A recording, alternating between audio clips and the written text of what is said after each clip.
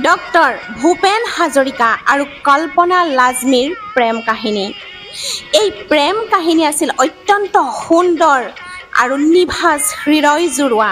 অভিনেত্ৰীগৰাকীয়ে তেওঁৰ কিতাপত কৰিছিল উল্লেখ। ভিডিঅ'টো আৰম্ভণি কৰাৰ আগতে প্ৰেৰণা মটিভেশ্যন ইউটিউব চেনেললৈ মই সকলোকে নমস্কাৰ জনাইছোঁ। হিন্দী চিনেমা আৰু অসমীয়া চিনেমা জগতৰ গায়ক আৰু সংগীতকাৰ ভূপেন হাজৰিকাৰ জন্ম হৈছিলে ৮ ছেপ্টেম্বৰ। তেওঁৰ মধুৰ কণ্ঠই দীঘলীয়া সময় ধৰি লক্ষ লক্ষ হাজাৰ হাজাৰ সংগীত প্ৰেমীৰ আচলতে হৃদয় জয় কৰিছিল। হিন্দী চিনেমা আৰু সংগীত ক্ষেত্ৰখনত তেওঁৰ অৱদান বা অসমীয়া জগতখনতে হওক তেওঁৰ যি অৱদান আছিল, সেই অৱদান আজিও লোকসকলে কিন্তু সন্মানৰ সৈতে তেওঁক স্মৰণ কৰে। চলচ্চিত্ৰ আৰু সংগীতৰ বাহিৰেও তেওঁ নিজৰ ব্যক্তিগত জীৱনৰ বাবে বহুত দিন তেওঁ চৰ্চাত আছিল। অভিনেত্ৰী কল্পনা লাজমীৰ সৈতে তেওঁৰ প্ৰেম কাহিনীও আছিল একেবাৰে অনন্য আৰু মনোমোহা এই প্ৰেম কাহিনী।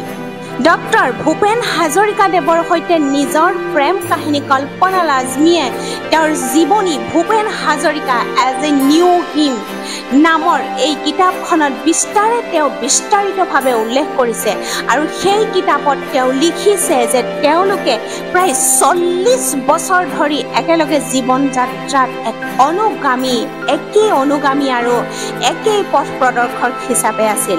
কল্পনাৰ কিতাপৰ অনুসৰি তেওঁৰ আৰু হাজৰিকাৰ প্ৰথম দেখা দেখি হৈছিল যেতিয়া কল্পনাৰ বয়স আছিল মাত্ৰ ১৭ বছৰ আৰু ভূপেন হাজৰিকাৰ বয়স আছিল ৪৫ বছৰ।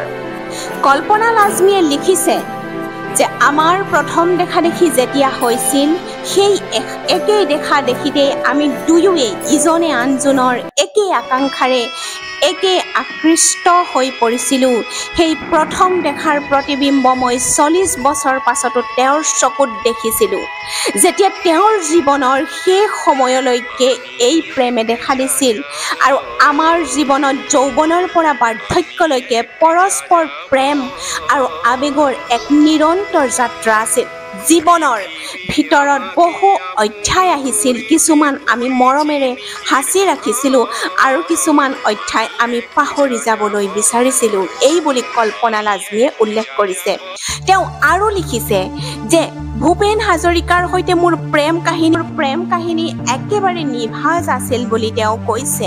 আৰু ভূপেনৰ সৈতে তেওঁ উল্লেখ কৰিছে যে তেওঁলোকৰ প্ৰথম দেখা দেখি হৈছিল ভূপেন হাজৰিকাৰ এজন আত্মীয়ৰ ঘৰত তেওঁ প্ৰথম দেখা দেখি লগ পাইছিল বুলি কল্পনা লাজমীয়ে উল্লেখ কৰিছে।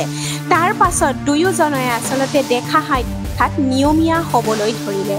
ভূপেন হাজৰিকাৰ মৃত্যু হৈছিল ৫ নৱেম্বৰ ২০১১ চনত আৰু তেওঁৰ মৃত্যুৰ পাছতো কল্পনা লাজমী হাজৰিকাৰ যি সংগীতৰ যি ঐতিহ্য, এই ঐতিহ্য সুৰক্ষিতভাৱে ৰাখিছিল। আৰু অন্যফালে ২০১৮ চনত কল্পনা লাজমীয়ে ৬৪ বছৰ বয়সত পৃথিৱী এৰিছিল। তেওঁ এই পৃথিৱী পৰিত্যাগ কৰিছিল আৰু মুম্বাইৰ কোকিলাবেন ধীৰুভাই আম্বানী হস্পিটেলত তেওঁৰ চিকিৎসা চলি আছিল। আৰু তেওঁৰ মৃত্যুৰ পাছতে পুনৰবাৰ লোকসকলৰ আগত হাজিৰ হৈছিল যে ভূপেন হাজৰিকা আৰু কল্পনা লাজমীৰ সেই অনন্য প্ৰেম কাহিনী। উল্লেখযোগ্য যে কল্পনা লাজমী কিন্তু কেৱল এগৰাকী অভিনেত্ৰীয়ে নহয়, তেওঁৰ পৰিচয় আছিল এগৰাকী দক্ষ আৰু মহিলাকেন্দ্ৰিক চলচ্চিত্ৰ নিৰ্দেশক হিচাপে। তেওঁৰ কিছু জনপ্ৰিয় চলচ্চিত্ৰ হৈছে যে ৰ'দালি, দমন আৰু দৰমিয়ান। এয়ে আছিল আমাৰ অমৰ কণ্ঠ, সকলোৰে মৰমৰ, সকলোৰে শ্ৰদ্ধাৰ ভূপেন হাজৰিকাদেৱ আৰু কল্পনা লাজমীৰ যি প্ৰেম কাহিনী। আৰু এই প্ৰেম কাহিনী আজি আচলতে মৰিও অমৰ আমাৰ মাজত। আমি সকলোৱে তেওঁলোকক সন্মান কৰোঁ। মোৰ ভিডিঅ'টো আছিল ইমানেই আৰু নতুন নতুন ভিডিঅ' মই আপোনালোকৰ মাজলৈ লৈ আনিম। গতিকে মোৰ ভিডিঅ'টো আপোনালোকে লাইক, শ্বেয়াৰ, ছাবস্ক্ৰাইব কৰি দি যাবলৈ নাপাহৰিব। ধন্যবাদ। জয় আই অসম।